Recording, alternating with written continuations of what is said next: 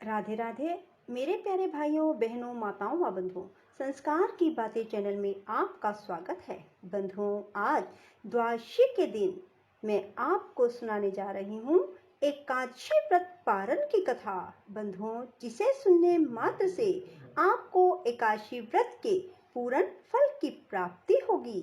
बंधुओं, यदि आपने हमारे YouTube चैनल को अब तक सब्सक्राइब नहीं किया तो जरूर करें और बेल आइकन दबाना ना भूलें, ताकि आपको हमारी आने वाली सभी वीडियोस की जानकारी सबसे पहले हो सके। बंधुओं, वीडियो को पूरी सुने। सुनने के बाद कमेंट बॉक्स में जय तुलसी माँ जरूर लिखें।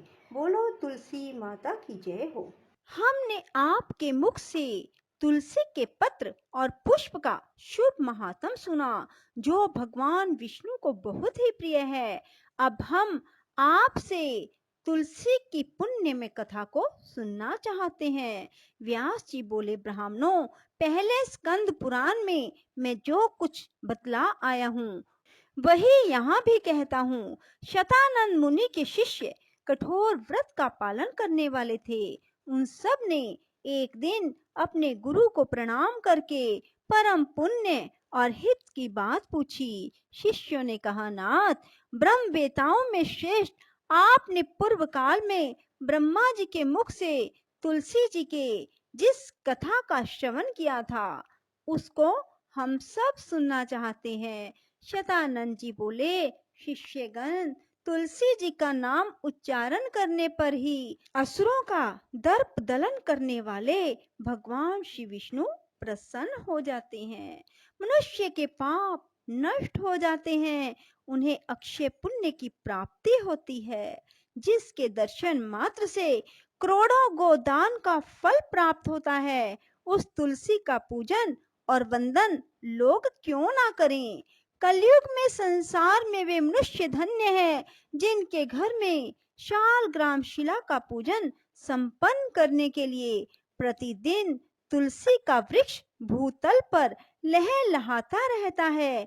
जो कलयुग में भगवान श्री केशव की पूजा के लिए पृथ्वी पर तुलसी का वृक्ष लगाते हैं, उन पर यदि यमराज अपने किंकरों सहित रुष्ट हो जाए तो भी वे उनका क्या कर सकते हैं। तुलसी, तुम अमृत से उत्पन्न हुई हो और केशव को सदा ही प्रिय हो। कल्याणी, मैं भगवान की पूजा के लिए तुम्हारे पत्तों को चुनता हूँ। तुम मेरे लिए वरदायिनी बनो। तुम्हारे श्री अंगों से उत्पन्न होने वाले पत्रों और मंजरियों द्वारा मैं सदा ही जिस प्रकार श्री हरि का पूजन कर सकूं वैसा उपाय करो। पवित्रंगी तुलसी, तुम कलिमल का नाश करने वाली हो। इस भाव के मंत्रों से जो तुलसी दलों को चुनकर उनसे भगवान वासुदेव का पूजन करता है, उसकी पूजा का करोड़ों गुना फल प्राप्त होता है। देवेश्वरी, बड़े बड़े देवता भी तुम्हारे प्रभाव का गायन करते हैं। मुनि, सिद्ध, गंधर्व, पाताल निवासी, साक्षात नागराज, शेष, संपूर्ण देवता भी तुम्हारे प्रभाव को नहीं जानते। केवल भगवान विष्णु ही तुम्हारी महिमा को पूर्ण रूप से जानते हैं। जिस समय क्षीर समुद्र के मंथन का उद्योग प्रारंभ हुआ था, उस समय श्री विष्णु के आनंद अंश से तुम्हारा प्रादुर्भाव हुआ था। पूर्व काल में श्री हरि ने तुम्हें अपने मस्तक पर धारण किया।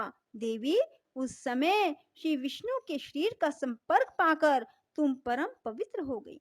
तुलसी, मैं तुम्हें प्रणाम करता हूँ। तुम्हारे श्री अंग से उत्पन्न पत्रों द्वारा जिस प्रकार श्री हरि की पूजा कर सकूं, ऐसी कृपा करो जिससे मैं निर्विघ्नता पूर्वक परम गति को प्राप्त हूँ। साक्षात श्री कृष्ण ने तुम्हें गोमती तट पर लगाया और बढ़ाया था। वृंदावन में विचरते समय उन्होंने संपूर्ण जगत और गोपियों के हित के लिए तुलसी का सेवन किया। जगत प्रिया तुलसी, पूर्व काल में वशिष्ठ जी के कथन अनुसार श्री रामचंद्र जी ने राक्षसों का वध करने के उद्देश्य से सरयू के तट पर तुम्हें लगाया था। तुलसी देवी, मैं तुम्हें प्रणाम करता हूँ। श्री रामचंद्र जी से वियोग हो जाने पर अशोक वाटिका में रहते हुए जनक किशोरी सीता ने तुम्हारा ही ध्यान किया था, जिससे उन्हें पुनः अपने प्रियतम का समागम प्राप्त हुआ। पूर्व काल में हिमालय पर्वत पर भगवान शंकर की प्राप्ति के लिए पार्वती देवी ने तुम्हें लगाया और अपनी अभीष्ट सिद्धि के लिए तुम्हारा सेवन किया। तुलसी देवी, मैं तुम्हें नमस्कार करता हूँ। संपूर्ण देवंगनाओं और किन्नरों ने भी दुःस्वप्न का नाश करने के लिए नंदन वन में तुम्हारा सेवन किया था। देवी, तुम्हें मेरा नमस्कार है। धर्म अरण्य गया में साक्षात पितरों ने तुलसी का सेवन किया। दंडक अरण्य में भगवान श्री रामचंद्र जी ने अपने हित साधन की इच्छा से परम पवित्र तुलसी का वृक्ष लगाया। लक्ष्मण और सीता ने भी बड़ी भक्ति के साथ परम पवित्र तुलसी का वृक्ष लगाया।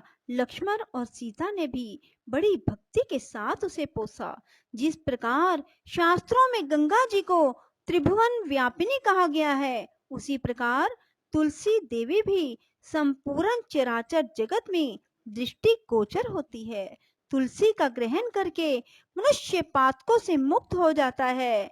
और तो और मुनीश्वरों, तुलसी के सेवन से ब्रह्म हत्या भी दूर हो जाती है। तुलसी के पत्ते से टपकता हुआ जल जो अपने सिर पर धारण करता है, उसे गंगा स्नान और 10 गोदान का फल प्राप्त होता है। देवी, मुझ पर प्रसन्न होवो। देवेश्वरी, हरि प्रिय, मुझ पर प्रसन्न हो जाओ। क्षीर सागर के मंथन से प्रकट हुई तुलसी देवी, मैं तुम्हें प्रणाम करता हूँ। द्वादशी की रात्रि में जागरण करके जो इस तुलसी माँ की कथा को सुनता है, भगवान श्री विष्णु उसके 32 अपराध क्षमा कर देते हैं। बाल्य अवस्था, कुमार अवस्था, जवानी और बुढ़ापे में जितने पाप किए जाते हैं, वे सब तुलसी स्तोत्र के पाठ से नष्ट हो जाते हैं। तुलसी के स्तोत्र से संतुष्ट होकर भगवान सुख और अभ्युदय प्रदान करते हैं। जिस घर में तुलसी जी की इस कथा को सुना जाता है, पढ़ा जाता है, उसका कभी अशुभ नहीं होता, उसका सब मंगल ही होता है, किंचित भी अमंगल नहीं होता। उसके लिए सदा सुकाल बना रहता है, वह घर प्रचुर धन धान्य से भरा रहता है। तुलसी जी की इस कथा को सुनने से मनुष्य के हृदय में भगवान विष्णु के प्रति अविचल भक्ति होती है, उसका वैष्णवों से कभी वियोग नहीं होता। इतना ही नहीं, उसकी बुद्धि कभी अधर्म में प्रवृत्त नहीं होती। जो द्वादशी की रात्रि में जागरण करके तुलसी जी की इस कथा का पाठ करता है, उसे करोड़ों तीर्थों के सेवन का फल प्राप्त होता है। बोलो विष्णु भगवान की जय, तुलसी माता की जय। राधे राधे, जय श्री कृष्णा। बंधुओं, यदि आपको हमारी वीडियो पसंद आए तो इसे लाइक करें और शेयर भी जरूर करें। धन्यवाद।